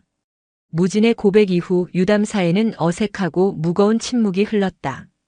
스님들은 여전히 새벽에 일어나 예불을 드리고 공양을 하고 울력을 했지만 그 모든 일상 속에 이전에는 없던 질문들이 안개처럼 피어올랐다. 우리는 무엇을 위해 수행하는가? 깨달음이란 과연 무엇인가? 원명은 자신의 처소에 칩거하며 두문불출했다. 그는 무진의 논리를 깨트리기 위해 밤새도록 경전을 파고들었다. 경전의 모든 구절은 말씀의 신성함과 형상의 중요성을 역설하고 있는 듯 했다. 그는 무진이 삿된 길에 빠졌다고 확신했지만 마음 한구석에서는 스승을 향한 오랜 존경심과 그의 고백이 남긴 깊은 울림이 충돌하며 극심한 혼란을 겪고 있었다. 가장 큰 변화는 무진에게서 시작되었다. 그는 더 이상 정묵당에 머물지 않았다. 필생의 과업이었던 금강경 연구와 필사를 완전히 멈추었다. 대신 사람들은 사찰의 가장 낮은 곳에서 그의 모습을 발견할 수 있었다. 어느 날 새벽, 이제 막 잠에서 깬 행자들이 마당을 쓸기 위해 나왔을 때 그들은 자신들보다 먼저 나와 묵묵히 빗자루질을 하고 있는 무진을 발견하고는 화들짝 놀랐다. 무진은 그들에게 아무 말도 하지 않았다. 그저 희미하게 미소를 지어 보일 뿐 자신의 빗질에만 몰두했다. 그의 빗자루가 지나간 자리는 마치 맑은 물로 씻어낸 듯 정갈했다. 그는 마당을 쓰는 것이 아니라 자신의 마음을 쓰는 듯 했다. 또 어느 날 오후에는 공양간 뒤편의 채마밭에서 김을 메고 있는 그의 모습이 목격되었다. 땡볕 아래 밀진 모자를 눌러쓴 채 어린 사미승들과 똑같이 쭈그려 앉아 잡초를 뽑는 그의 모습은 더 이상 큰 스님의 위엄과는 거리가 멀었다. 그는 잡초 하나를 뽑을 때마다 마치 자신의 마음속에 깊이 뿌리내린 번뇌를 뽑아내듯 신중하고 정성스러웠다. 그의 변화는 사소했지만 그 어떤 웅변보다도 강력한 가르침이 되어 스님들의 마음에 스며들기 시작했다. 특히 어린 도훈과 같은 젊은 스님들은 무진의 행동 하나하나를 경이로운 눈으로 지켜보았다. 이전의 무진은 어렵고 멀게만 느껴지는 스승이었다. 그의 심오한 경전 해설은 존경스럽기는 했지만 자신들의 삶과는 동떨어진 것처럼 느껴졌다. 하지만 지금의 무진은 달랐다. 그는 빗자루질과 김매기를 통해 자신의 온몸으로 살아있는 법문을 설하고 있었다. 결정적인 사건은 장마가 시작될 무렵 일어났다. 며칠간 쏟아진 폭우로 월영산 계곡물이 불어나 사찰로 들어오는 유일한 외나무 다리가 위태롭게 흔들렸다. 그때 마침 마을에서 시주를 마치고 돌아오던 한 늙은 보살이 발을 헛디뎌 불어난 계곡물에 빠지는 사고가 발생했다. 사람 살려! 비명소리에 스님들이 달려나왔지만 거센 물살 때문에 누구도 섣불리 뛰어들지 못하고 발만 동동 구르고 있었다. 바로 그 순간 어디선가 나타난 무진이 한치의 망설임도 없이 흙탕물 속으로 몸을 던졌다. 칠순 노인의 몸이라고는 믿기지 않는 움직임이었다. 그는 허우적거리는 보살의 옷자락을 붙잡고 필사적으로 물살을 헤쳐 무트로 빠져나왔다. 그의 몸은 온통 젖고 긁힌 상처투성이었지만 그는 아랑곳하지 않고 정신을 잃은 보살의 등을 두드리고 체온을 유지시키기 위해 자신의 승복을 벗어 덮어주었다. 그 광경을 원명은 자신의 처소 창문 너머로 똑똑히 지켜보고 있었다. 그의 심장이 세차게 방망이질 쳤다. 만약 예전에 무진이었다면 어떻게 행동했을까? 아마도 제자들에게 구조를 지시하며 침착하게 상황을 통제하려 했을 것이다. 직접 흙탕물에 뛰어드는 것은 큰 스님의 채통에 맞지 않는 일이라 여겼을지도 모른다. 하지만 지금 무진의 행동에는 단 하나의 생각만이 존재했다. 살려야 한다. 눈앞에 고통받는 생명을 구해야 한다는 자비의 가장 원초적이고 순수한 발현. 그곳에는 나라는 의식이 끼어들 틈이 없었다. 원명은 그제야 어렴풋이 깨달았다. 무진이 말한 살아있는 가르침이 무엇인지를. 금강경의 수만 자보다 흙탕물 속에서 한 생명을 구하려는 저 필사적인 몸짓이야말로 구경무아의 진정한 실천임을. 며칠 후 비가 그치고 하늘이 맑게 갠 날이었다. 무진은 대웅전 앞마당에 모든 스님들을 불러 모았다. 그의 손에는 찢어진 금강경 조각들이 들려 있었다. 그리고 그 옆에는 작은 화로가 놓여 있었다. 이 경전은 저에게 큰 가르침을 주었습니다. 무진은 조용히 말했다. 처음에는 글자를 통해 가르침을 주었고 마지막에는 찢어짐을 통해 더 큰 가르침을 주었습니다. 이제 이 형상은 그 소임을 다했으니 마땅히 가야 할 곳으로 보내주려 합니다. 그는 경전 조각들을 한 장 한 장 경건하게 화로 안에 넣었다. 그리고는 불을 붙였다. 천년의 세월을 머금은 종이는 금세 불길에 휩싸여 검은재로 변해갔다. 어떤 스님들은 안타까운 표정을 지었고 어떤 스님들은 차마 그 광경을 보지 못하고 고개를 돌렸다. 오직 원명만이 그 자리에서 꼼짝 않고 타오르는 불꽃을 응시하고 있었다. 불길 속에서 춤추듯 사라지는 글자들을 보며 그는 자신을 올가매고 있던 단단한 껍질에도 균열이 가는 것을 느꼈다. 제가 모두 사그라들자 무진은 합장하며 말했다. 이제 가르침은 종이를 떠나 우리의 마음속으로 들어왔습니다. 저 제가 바람에 흩날려온 산천의 생명의 걸음이 되듯 부처님의 가르침 또한 우리의 걸음과 손길을 통해 이 세상에 퍼져나가야 할 것입니다. 이것이 우리가 진정으로 해야 할 수행입니다. 그날 이후 유담사에는 많은 것이 변했다. 경전을 읽는 시간은 줄었지만 대신 묵묵히 땀 흘려 일하고 서로를 돕고 사찰을 찾아오는 모든 이들을 따뜻하게 대하는 시간이 늘었다. 더 이상 누구도 묵객을 죄 많은 짐승이라 부르지 않았다. 묵객은 사찰의 모든 스님들에게 침묵의 가르침을 주는 소중한 도반이 되었다. 어느 맑은 날 저녁 무진은 묵객과 함께 사찰 뒤편의 작은 언덕에 올랐다. 노을이 월영산의 능선을 붉게 물들이고 있었다. 무진은 더 이상 경전의 어려운 구절을 암송하지 않았다. 그저 말없이 제 옆에 앉은 묵객의 등을 쓰다듬으며 세상에서 가장 아름다운 저녁 경전을 온몸으로 읽고 있었다. 유담사의 진정한 변화는 그렇게 소리 없이 시작되고 있었다. 유담사의 아침은 이전과 같으면서도 완전히 달라져 있었다. 목탁 소리와 독경 소리는 여전히 새벽을 깨웠지만 그 소리를 내는 스님들의 마음가짐은 근본부터 변해 있었다. 이전의 독경이 의무감과 습관으로 외우는 암기였다면 이제는 아침을 여는 새의 지저김처럼 시냇물의 흐름처럼 자연스럽고 생기 넘치는 기도의 노래가 되었다. 스님들은 더 이상 경전의 난해한 구절을 해석하려 머리를 싸매지 않았다. 대신 그들은 자신의 하루 일과 속에서 경전을 찾기 시작했다. 밭에서 땀 흘려 물을 뽑으며 무심하게 뿌리에 묻은 흙을 털어내는 행위 속에서 응무소주 이생기심의 가르침을 체득했다.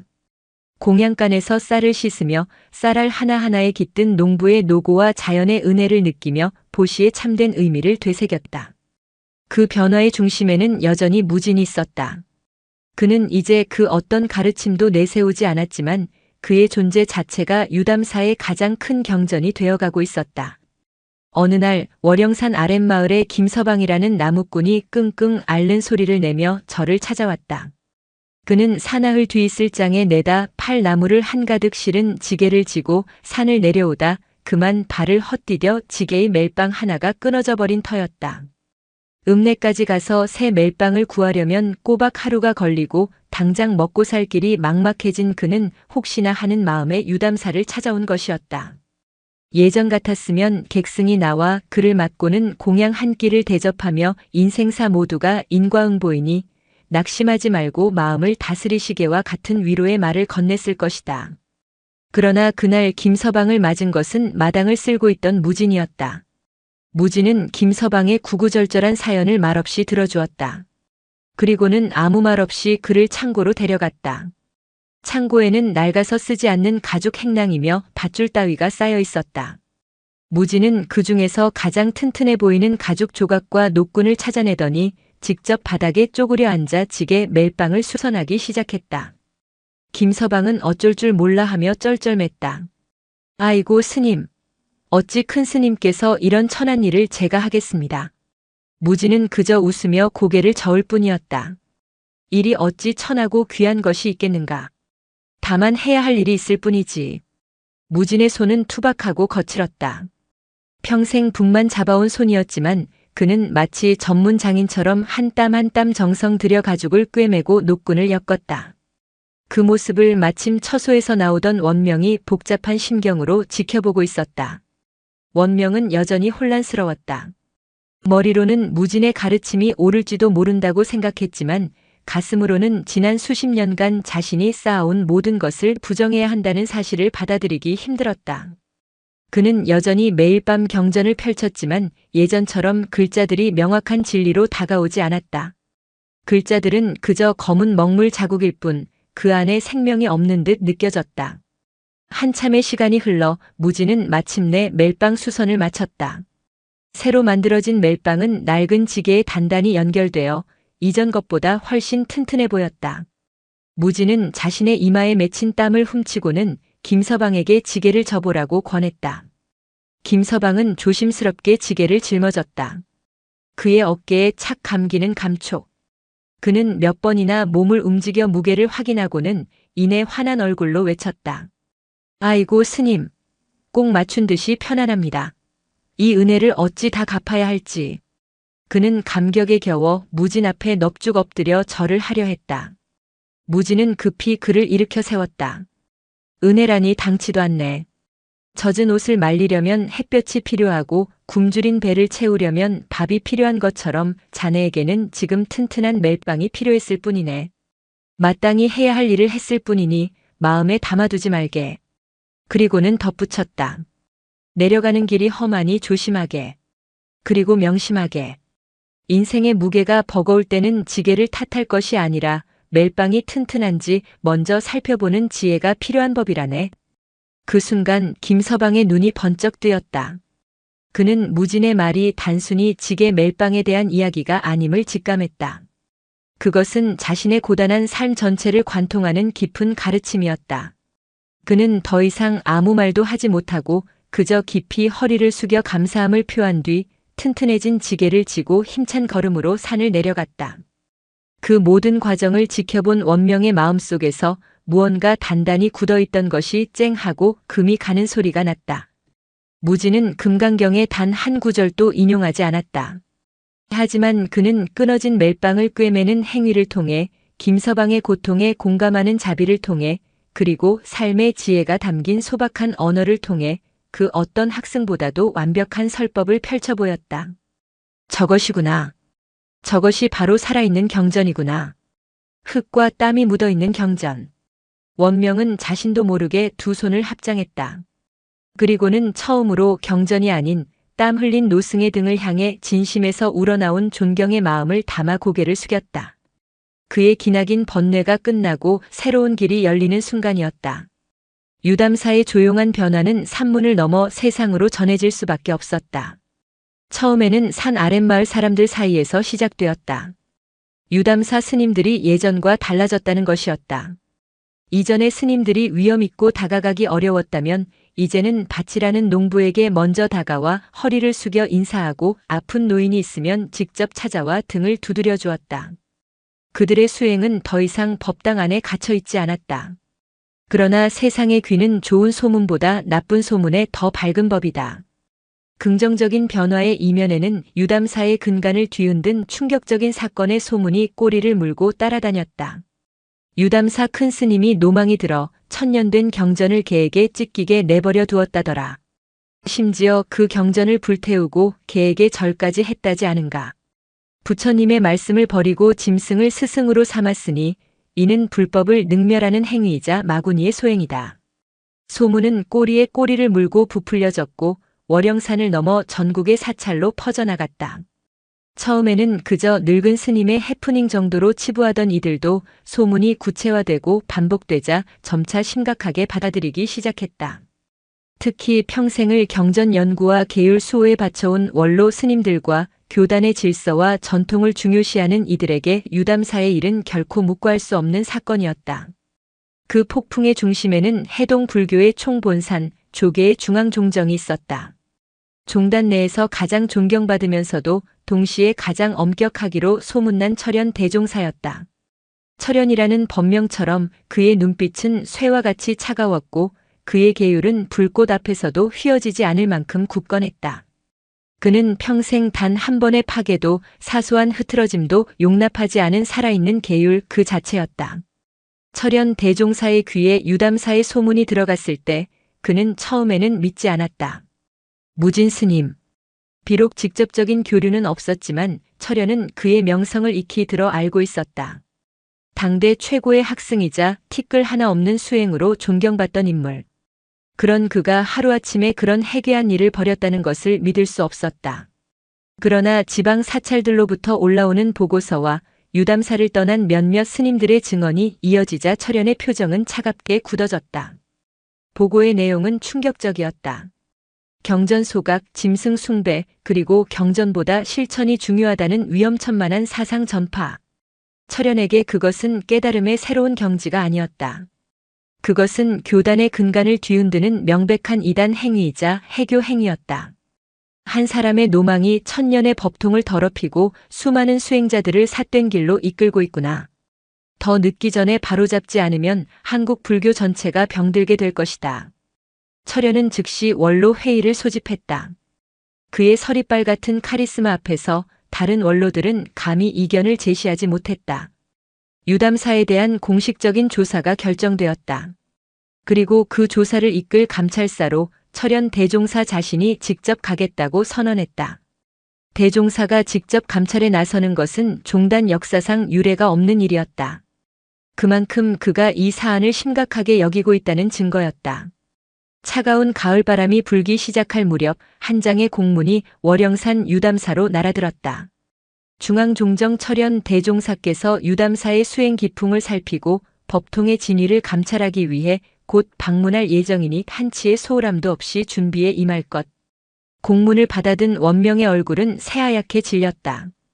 이제는 유담사의 주지 소임을 맡아 무진의 뜻을 이어가던 그였다. 철현 대종사의 이름이 가진 무게를 그는 누구보다 잘 알고 있었다. 그는 불교계에 살아있는 칼날이었다.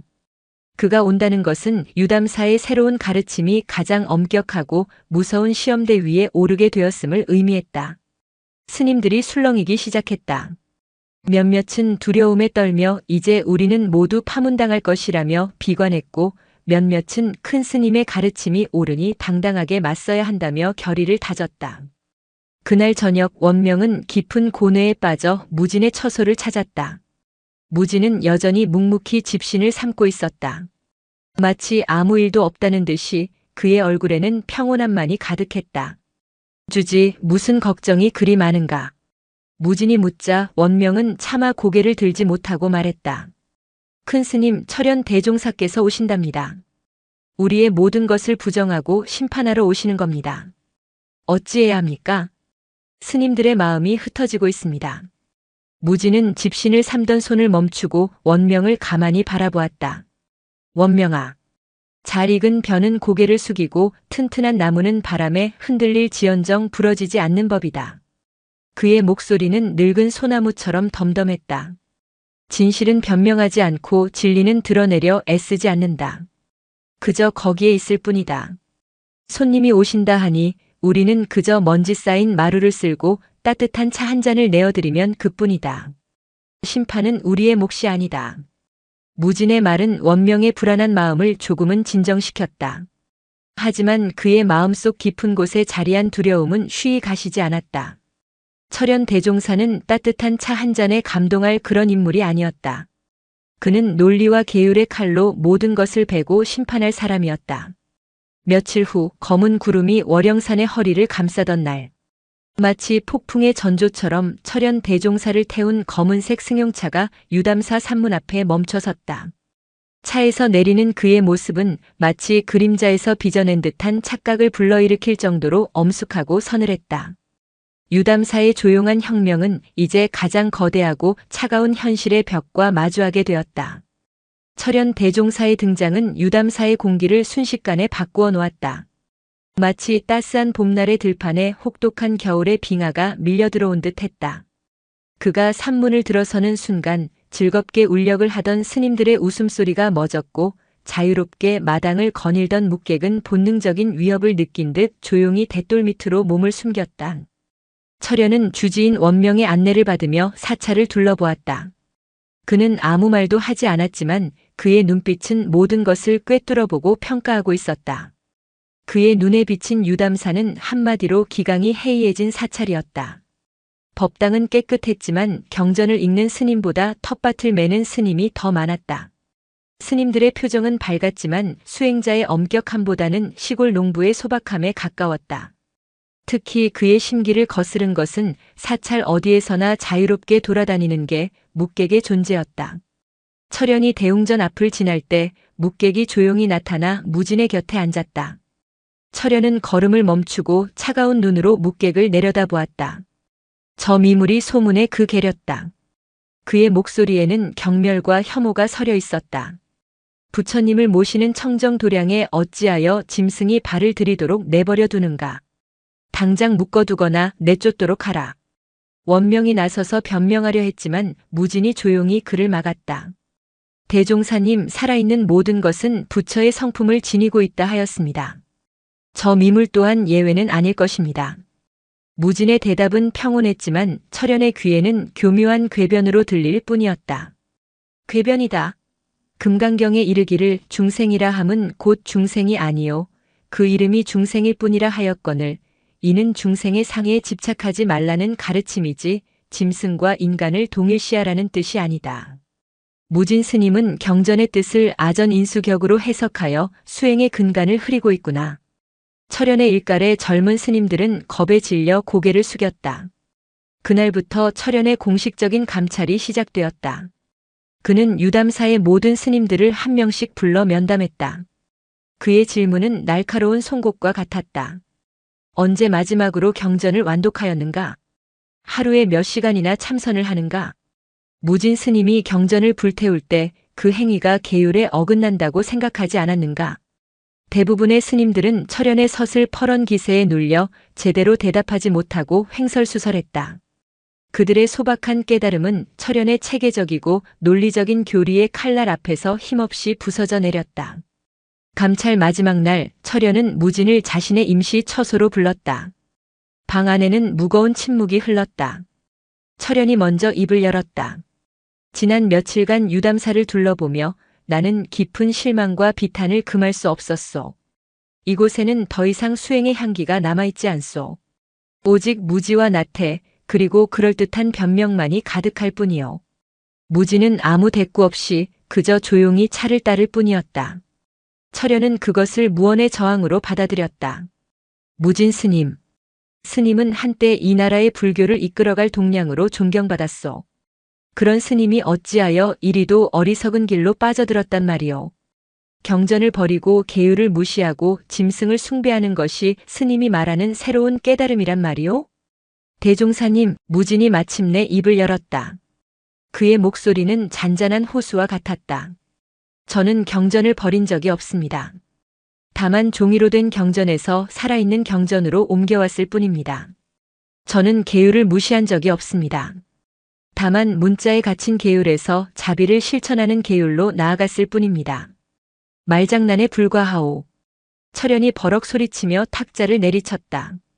찻잔이 흔들리며 맑은 찬물이 넘실거렸다.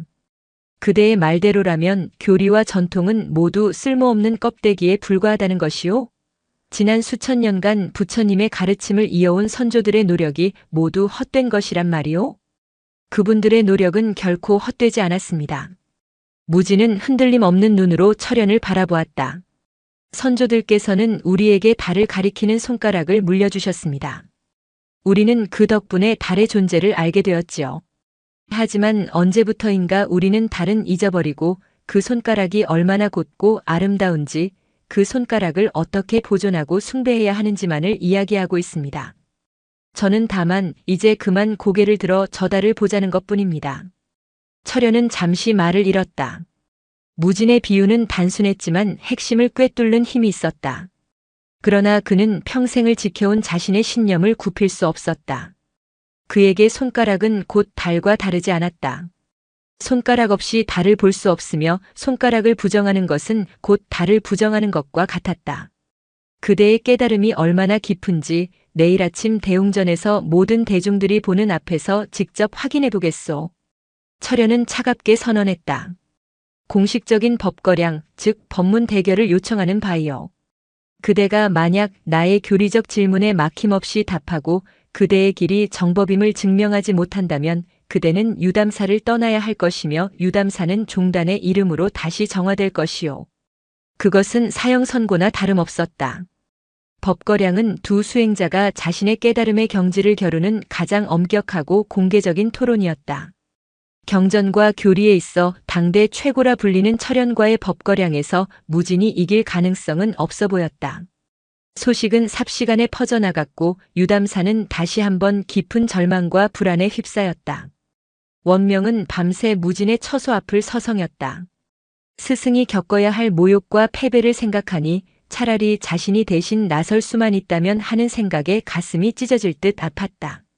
하지만 정작 폭풍의 눈 속에 있는 무진은 창밖의 달을 보며 조용히 미소 짓고 있을 뿐이었다. 그에게 다가올 법거량은 승패를 가리는 싸움이 아니었다. 그것은 평생을 다른 길 위에서 진리를 찾아 헤맨 두 늙은 구도자가 마침내 서로의 길을 확인하는 마지막 구도의 여정이었다. 다음 날 새벽 대웅전은 무거운 긴장감으로 가득 찼다. 유담사의 모든 스님들뿐만 아니라 철현 대종사를 수행하러 온 중앙종단의 스님들까지 합세하여 법당은 발 디딜 틈이 없었다. 모두가 숨을 죽인 채 불단 앞쪽에 마주 앉은 두 노승을 바라보고 있었다. 왼쪽에는 철현 대종사가 앉아 있었다. 그는 굳게 입을 다문 채 날카로운 매의 눈으로 무진을 응시했다. 그의 몸에서는 한치의 흐트러짐도 찾아볼 수 없었다. 그는 잘 벼려진 칼 그 자체였다. 오른쪽에는 무진이 앉아 있었다. 그는 눈을 반쯤 감고 깊고 고른 숨을 내쉬고 있었다. 그는 마치 거대한 산처럼 고요하고 편안해 보였다. 그의 발치에는 묵객이 얌전히 엎드려 있었다. 철현은 처음에는 묵객을 내보내라 명하려 했으나 무진이 이 또한 저의 법문입니다라고 말하는 바람에 못마땅한 표정으로 허락할 수밖에 없었다.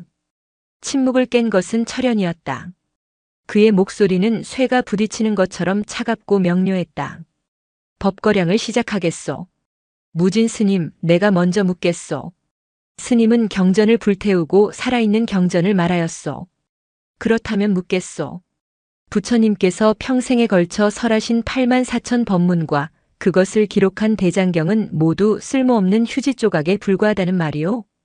질문은 유담사 사태의 핵심을 찌르는 거대하고 날카로운 창과 같았다.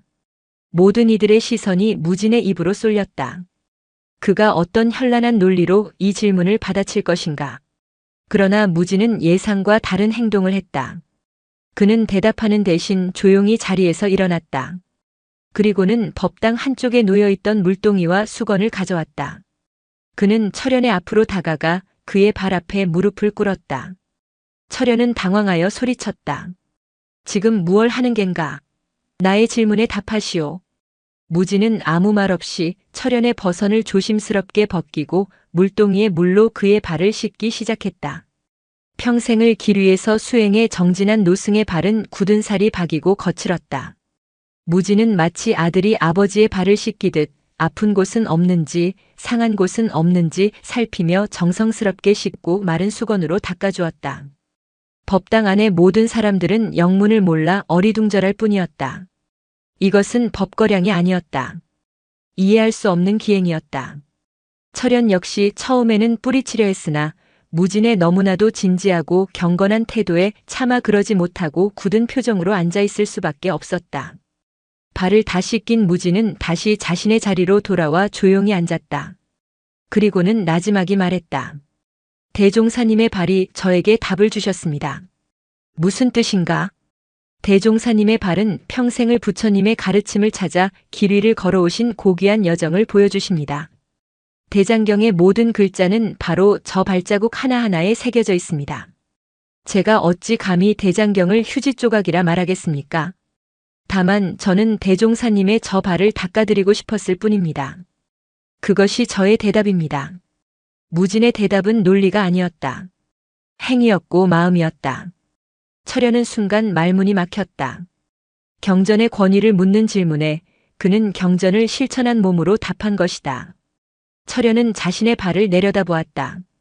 깨끗하게 닦인 발에서 따뜻한 온기가 느껴졌다. 평생 처음 느껴보는 기묘한 감각이었다. 철현은 애써 마음을 다잡고 두 번째 질문을 던졌다. 좋소. 그렇다면 두 번째로 묻겠소.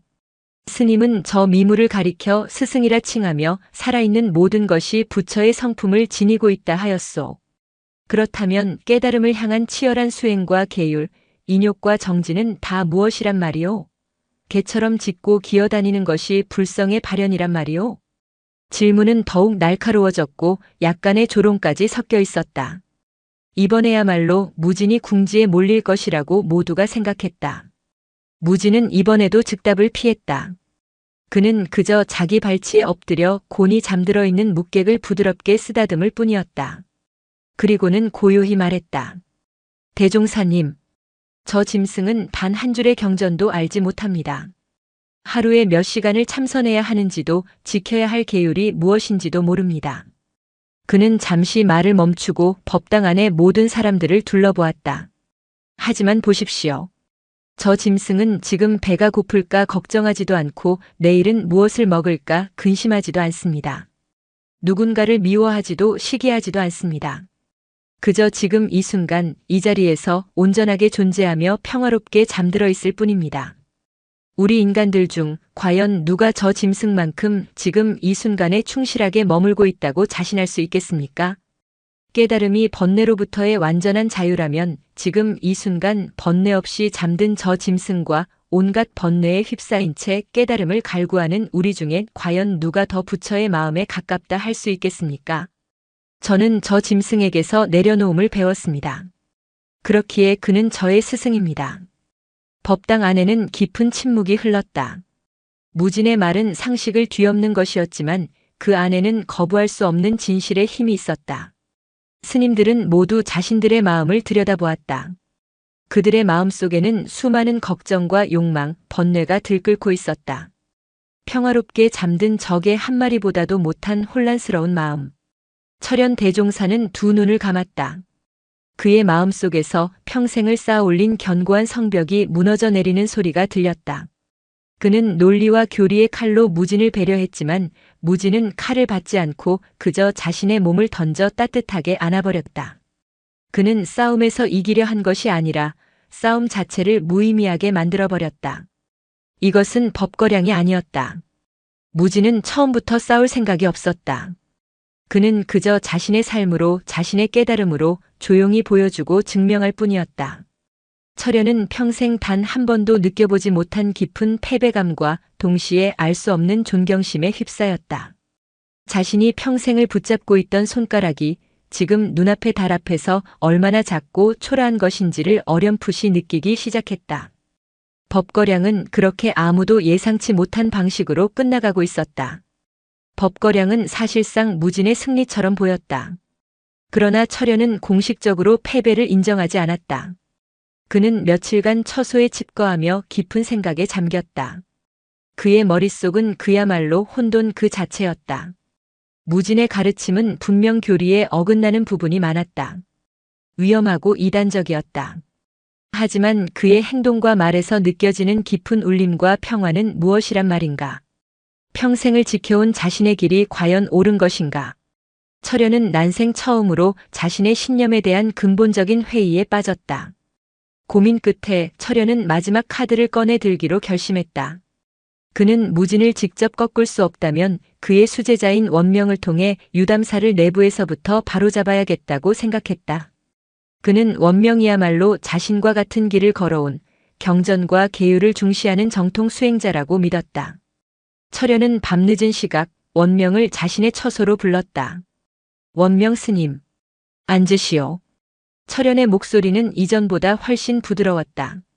그는 원명에게 직접 차를 따라주며 말을 이었다. 나는 스님을 오랫동안 지켜봐왔소. 스님은 경전에 대한 이해가 깊고 불심 또한 돈독하오. 지금 유담사는 늙은 스님의 잘못된 깨달음으로 인해 큰 병이 들어있소. 이대로 두면 사찰 전체가 삿된 길로 빠져들 것이 불보듯 뻔한 일이오. 원명은 묵묵히 차를 마실 뿐 아무 대답도 하지 않았다. 철현은 원명의 침묵을 긍정의 신호로 받아들이고 본론을 꺼냈다. 내가 스님에게 기회를 주겠소. 내가 종단에 돌아가 스님을 유담사의 새로운 주지로 천거할 것이오. 스님이 주지가 되어 무진 스님을 잘 설득하여 예전의 길로 되돌리고 사찰의 기강을 바로 세우시오. 이것은 무진 스님 개인을 위한 일이자 유담사와 한국 불교 전체를 위한 대의요. 스님이라면 충분히 해낼 수 있을 것이라 믿소. 그것은 거부할 수 없는 너무나도 달콤한 제안이었다. 유담사의 주지 자리, 그리고 정통을 계승한다는 명예. 그것은 한때 원명이 꿈꾸던 모든 것이었다. 지금껏 마음속 깊은 곳에 남아있던 무진의 방식에 대한 일말의 의구심과 전통에 대한 미련이 그의 마음을 세차게 흔들었다. 이 길이야말로 스승과 사찰 모두를 구하는 가장 합리적이고 올바른 길이 아닐까? 원명은 한참 동안 눈을 감고 깊은 생각에 잠겼다.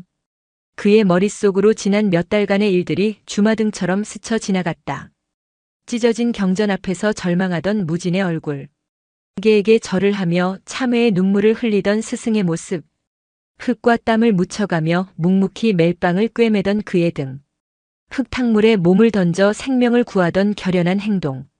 그리고 법거량에서 보여준 논리를 뛰어넘는 자비의 실천까지. 그 기억들은 더 이상 혼란이 아니었다. 그것은 하나의 일관된 흐름, 하나의 분명한 길을 가리키고 있었다.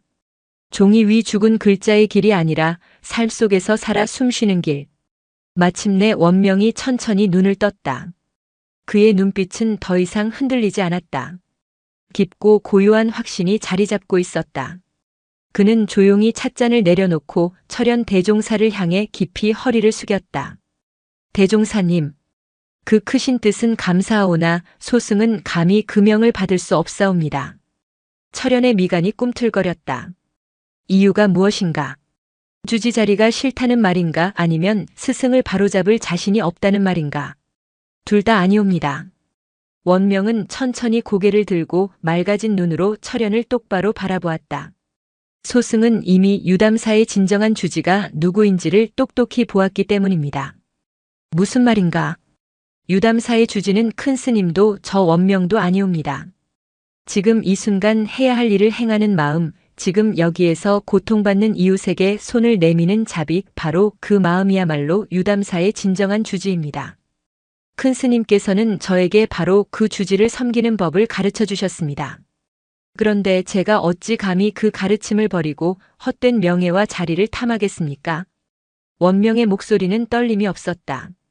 그것은 암기한 경전 구절이 아니었다. 자신의 온몸으로 겪어낸 고뇌와 번민 끝에 마침내 길어올린 자신의 살아있는 언어였다. 소승은 큰 스님의 길이 옳다고 믿습니다. 아니, 이제는 저의 길이 되었습니다. 대종사님께서 보시기에 그것이 삿된 길이라 하신다면 소승은 기꺼이 큰 스님과 함께 삿된 길을 걷는 죄인이 되겠습니다. 원명의 선택은 철현에게 날린 마지막 결정타였다. 그는 자신이 가장 믿었던 동지에게서 가장 예상치 못한 적을 만난 셈이었다. 그는 원명의 눈빛 속에서 더 이상 자신이 논리로 설득하거나 권위로 억누를 수 없는 단단한 신념의 빛을 보았다. 그것은 자신이 평생 지켜온 신념의 빛과 다르지 않았다. 다만 그 방향이 다를 뿐. 철현은 더 이상 아무 말도 하지 않았다. 그는 그저 깊은 한숨을 내쉬며 눈을 감았다. 한 사찰을 바로잡기 위해 왔던 그의 여정은 오히려 자기 자신을 돌아보는 가장 혹독한 수행이 되어버렸다.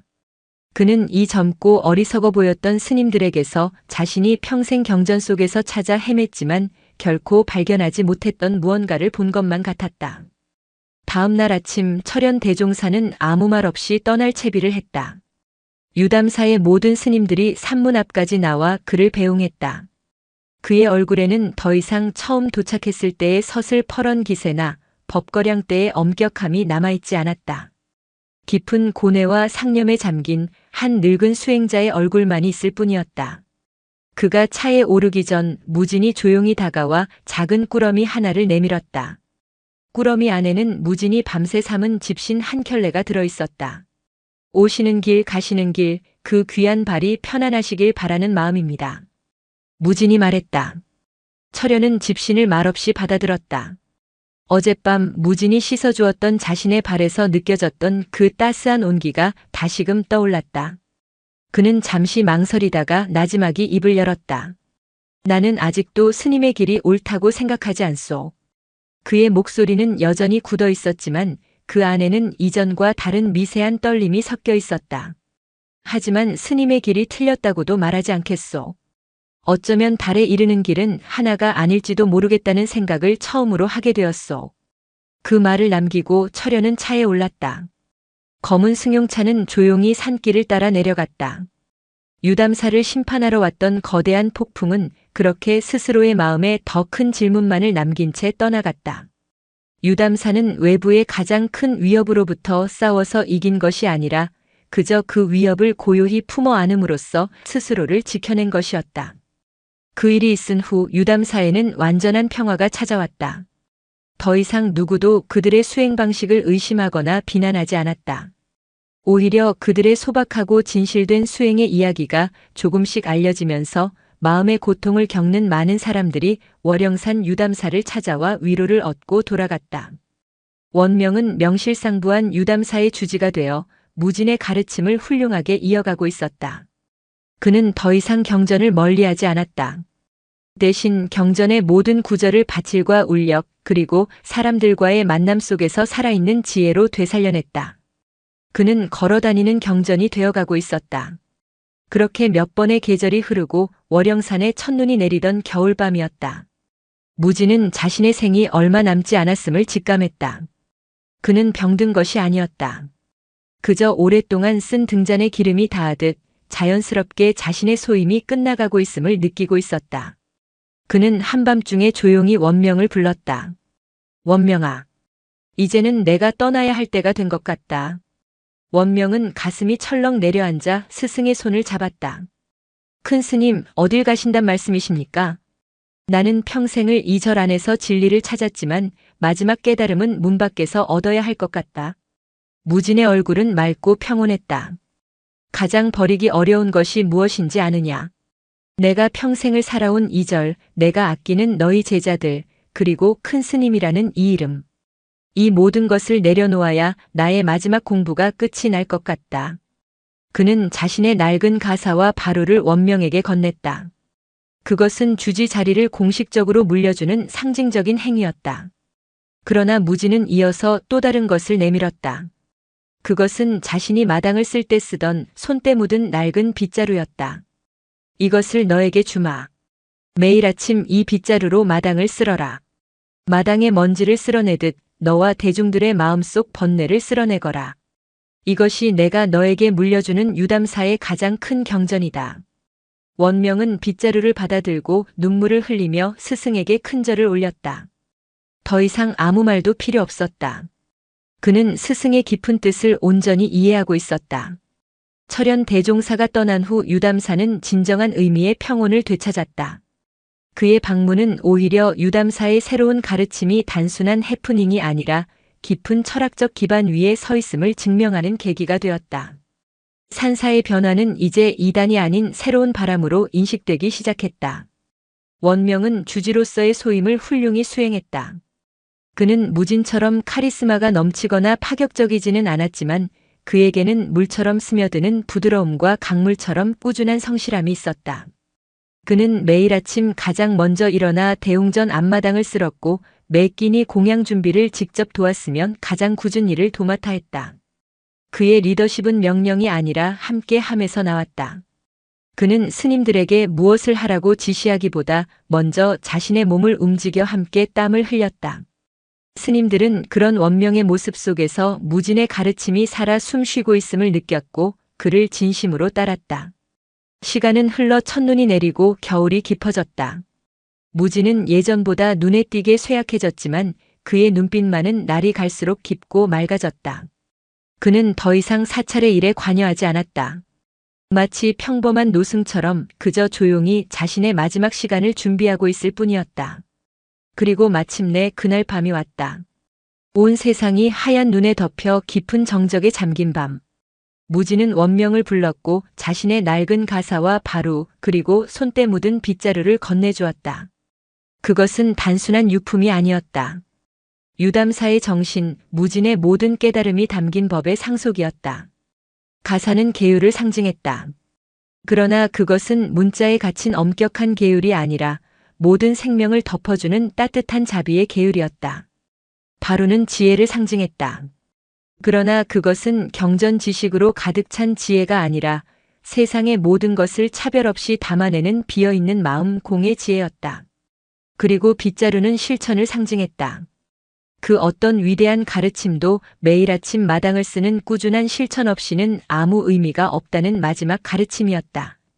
원명은 세 가지 물건을 받아들고 스승의 깊은 뜻을 헤아리며 하염없이 눈물을 흘렸다.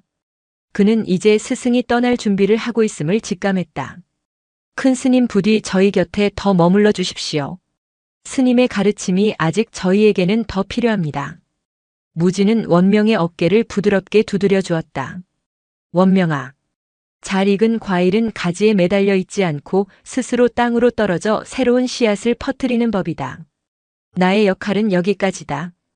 이제는 너희들이 새로운 나무가 되어 더 큰 숲을 이루어야 한다. 그의 목소리는 너무나도 평온하여 원명은 더 이상 스승을 붙잡을 수 없었다. 그것이 스승의 마지막 길을 가로막는 집착임을 깨달았기 때문이다. 그날 밤 원명은 뜬 눈으로 밤을 새웠다.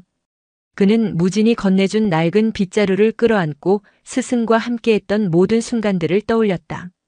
경전을 찢던 묵객 앞에서 분노하던 자신의 어리석음, 개에게 절하는 스승을 보며 느꼈던 혼란, 흙 묻은 멜빵을 꿰매던 스승의 등에서 보았던 감동, 그리고 마침내 철현 대종사 앞에서 자신의 길을 선택했던 순간까지. 그 모든 것이 스승이 자신을 위해 마련해준 가장 혹독하고 자비로운 가르침의 과정이었음을 그는 깨달았다. 어둠이 옅어지고 동력 하늘이 희미하게 밝아올 무렵 원명은 조용히 자리에서 일어났다. 그는 무진이 준 빗자루를 들고 대웅전 앞마당으로 나갔다. 밤새 내린 눈이 마당에 소복이 쌓여 온 세상이 순백의 화선지처럼 보였다. 원명은 숨을 깊게 들이마셨다. 그리고는 빗자루로 눈을 쓸기 시작했다. 서걱 서걱. 고요한 새벽의 정적을 깨는 빗자루 소리가 유난히 맑게 울려 퍼졌다.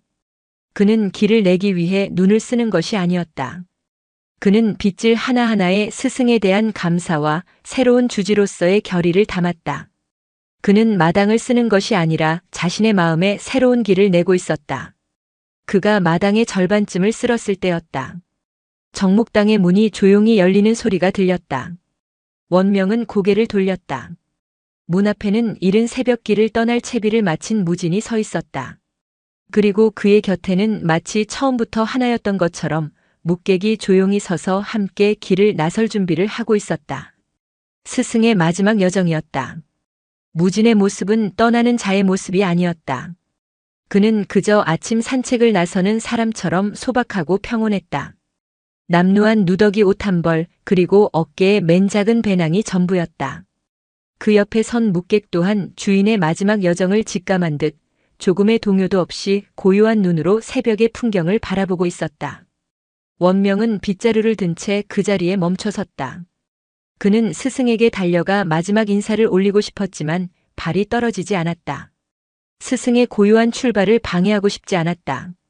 그는 그저 멀리서 자신의 스승이 떠나는 마지막 모습을 가슴에 새기는 것이 제자로서 할 수 있는 최선의 배웅임을 깨달았다. 무지는 마당을 쓸고 있는 원명을 향해 시선을 돌렸다.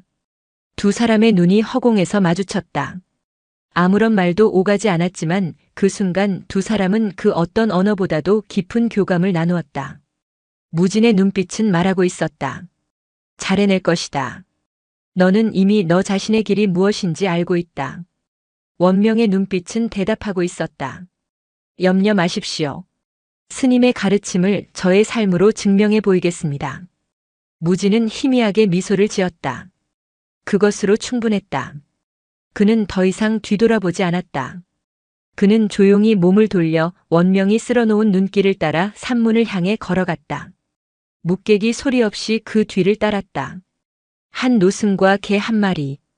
그들의 발자국이 순백의 눈 위에 나란히 새겨졌다. 그것은 세상에서 가장 단순하면서도 가장 깊은 의미를 담은 경전의 첫 구절과도 같았다. 산문을 나서는 순간 무지는 잠시 걸음을 멈추고 고개를 들어 자신이 평생을 살아온 유담사를 그리고 유담사를 품고 있는 월영산을 마지막으로 눈에 담았다. 그의 마음속에는 아쉬움이나 미련은 없었다. 오직 깊은 감사만이 가득했다. 이곳에서의 공부는 이제 끝났다. 그가 다시 발걸음을 옮기려 할 때 사찰의 모든 스님들이 어느새 그의 뒤에 나와 조용히 합장하고 서 있는 것을 발견했다. 누구도 소리내어 울거나 스승을 붙잡지 않았다. 그들은 그저 침묵 속에서 자신들의 스승이 떠나는 길을 축복하고 있었다. 그것은 원명이 밤새 스님들에게 당부한 유담사만의 방식의 작별이었다. 무지는 그들을 향해 몸을 돌려 깊이 합장하여 마지막 예를 표했다. 그리고는 다시 길을 떠났다. 점점 멀어지는 그의 뒷모습은 더 이상 유담사의 큰 스님이 아니었다. 그는 그저 진리를 찾아 길을 떠나는 한 명의 이름 없는 구도자였다. 모든 것을 버리고 모든 것을 얻은 자유로운 영혼. 원명은 스승과 묵객의 모습이 산모퉁이를 돌아 완전히 사라질 때까지 꼼짝 않고 그 자리에 서 있었다. 스승의 모습은 사라졌지만 그가 남긴 가르침은 사라지지 않았다. 오히려 더욱 선명해져 원명의 가슴속에 살아 숨쉬기 시작했다. 해가 떠오르기 시작했다. 여명의 빛이 눈 덮인 기와 지붕 위로 쏟아져 내리며 세상을 황금빛으로 물들이기 시작했다. 원명은 조용히 몸을 돌려 다시 빗자루를 잡았다. 서걱 서걱. 다시 시작된 빗자루 소리는 더 이상 슬픔의 소리가 아니었다. 그것은 새로운 아침을 여는 희망의 소리였고 스승의 가르침을 이어가겠다는 굳은 맹세의 소리였다. 유담사의 새로운 역사는 그렇게 고요한 작별과 조용한 시작 속에서 다시 쓰이고 있었다. 월영산의 산길은 고요했다. 밤새 내린 눈으로 세상의 모든 소음이 지워지고 오직 무진의 집신이 눈을 밟는 소리와 묵객의 부드러운 발소리, 그리고 그들의 고요한 숨결만이 존재할 뿐이었다. 무진은 내려가고 있었다. 평생을 오르기 위해 애썼던 깨달음의 정점에서 그는 이제 가장 낮은 곳을 향해 내려가고 있었다. 오르는 것만이 길이 아니라는 것을, 진정한 길은 내려가는 길 끝에 있음을 그는 이제야 알았다. 길가의 나뭇가지들은 눈의 무게를 이기지 못하고 허리를 깊이 숙이고 있었다. 마치 그에게 마지막 인사를 건네는 듯 했다. 무지는 손을 뻗어 나뭇가지 위에 눈을 가만히 쓸어주었다. 차갑지만 순수한 감촉이 손끝으로 전해졌다. 그는 평생을 경전 속에서 공을 찾았다. 그러나 지금 그의 손바닥 위에 잠시 머물다 이내 녹아 사라지는 이 한 줌의 눈송이야말로 그 어떤 경전보다도 완벽한 공의 가르침을 설하고 있었다. 묵객이 잠시 걸음을 멈추고 뒤를 돌아보았다. 저 멀리 산 정상 부근에 아침 햇살을 받아 빛나고 있는 유담사의 지붕이 보였다. 묵객의 검은 눈동자에 잠시 아쉬운 빛이 스치는 듯 했다. 무지는 묵객의 옆에 쪼그려 앉아 그의 목을 부드럽게 긁어주었다. 괜찮다. 그는 나지막이 속삭였다. 우리는 떠나온 것이 아니다. 다만 세상이라는 더 큰 저를 향해 가고 있는 것뿐이다. 묵객은 마치 그 말을 알아들었다는 듯 무진의 손을 한번 핫고는 다시 앞을 향해 걷기 시작했다. 그들은 얼마나 걸었을까? 산길이 끝나고 마침내 사람들이 사는 세상으로 이어지는 넓은 길이 나타났다.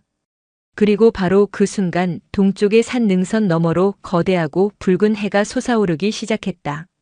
어둠을 밀어내고 세상을 비추는 장엄한 일출. 여명의 빛이 온 세상을 감싸 안으며 길 위에 선 한 노승과 개의 그림자를 길게 늘어뜨렸다.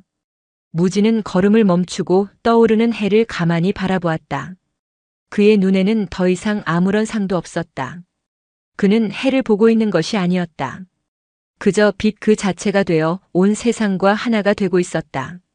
그의 맑은 눈동자 위로 떠오르는 태양이 그대로 비치고 있었다. 그 순간 그의 뺨을 타고 한 줄기 눈물이 흘러내렸다. 그것은 슬픔의 눈물도 기쁨의 눈물도 아니었다. 모든 것이 제자리로 돌아왔음을, 모든 것이 본래 그러했음을 깨달은 자의 지극한 감사와 평화의 눈물이었다. 경전은 달이 아니라 손가락일 뿐, 글에 집착하지 말라. 300년 전 강명 스님이 남긴 가르침. 그는 이제 그 의미를 온전히 알 것 같았다. 경전도 깨달음도 부처도 중생도 그리고 나라는 것조차도 모두 달을 가리키는 손가락일 뿐이었다. 중요한 것은 그 모든 손가락을 넘어 침묵 속에서 빛나고 있는 저 달 그 자체를 온몸으로 살아내는 것이었다. 무지는 흐르는 눈물을 닦지 않았다. 그는 그저 말없이 합장했다. 떠오르는 태양을 향해, 지나온 길을 향해, 그리고 앞으로 걸어가야 할 길을 향해. 그의 옆에서 묵객이 하늘을 향해 길게 한번 울었다. 그 울음소리는 처연함이 아닌 새로운 시작을 알리는 힘찬 포효와도 같았다. 한 노승과 개 한 마리가 다시 길을 걷기 시작했다. 그들의 목적지는 정해져 있지 않았다. 길 위에서 만나는 모든 것이 그들의 절이 될 것이고 길 위에서 만나는 모든 인연이 그들의 경전이 될 터였다. 떠오르는 아침 해가 그들의 앞길을 환히 비추고 있었다. 그들의 모습은 점점 작아져 마침내 거대한 아침의 풍경 속으로 조용히 스며들어갔다. 마치 처음부터 그곳에 없었던 것처럼. 영상이 마음에 드셨다면 구독과 좋아요 부탁드립니다. 부탁드립니다. 부탁드립니다. 부탁드립니다. 부탁드립니다. 부탁드립니다.